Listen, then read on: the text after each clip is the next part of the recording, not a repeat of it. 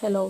അപ്പോൾ ഞാനിപ്പോൾ പ്രിപ്പയർ ചെയ്യുന്നത് നമ്മുടെ ബ്രേക്ക്ഫാസ്റ്റിനുള്ള കറിയാണ്. അപ്പോൾ വളരെ ഈസി ആൻഡ് ടേസ്റ്റി ആയിട്ടുള്ള കുക്കർ മുട്ടക്കറിയാണ് ഉണ്ടാക്കാൻ പോകുന്നത്.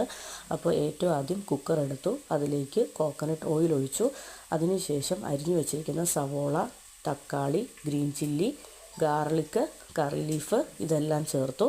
അതിനുശേഷം കുറച്ച് ഉപ്പിട്ടതിന് ശേഷം ജിഞ്ചർ ഗാർലിക് പേസ്റ്റ് ഇട്ടു. പിന്നെ അതിന് ശേഷം പൊടികളെല്ലാം ഇടുകയാണ്. പൊടികളെല്ലാം വളരെ കുറച്ച് മതി. മുളക് പൊടി, മഞ്ഞൾപ്പൊടി, കുരുമുളക് പൊടി, പെരുംജീരകപ്പൊടി, അങ്ങനെയുള്ള പൊടികളെല്ലാം ഇട്ടു. അതിന് ശേഷം അടച്ചു വെച്ചു. ഒരു 1/4 ഗ്ലാസ് വെള്ളവും ഒഴിച്ച് കുക്കർ അടച്ചു വെച്ച് 1-2 വിസിൽ കേൾക്കണം.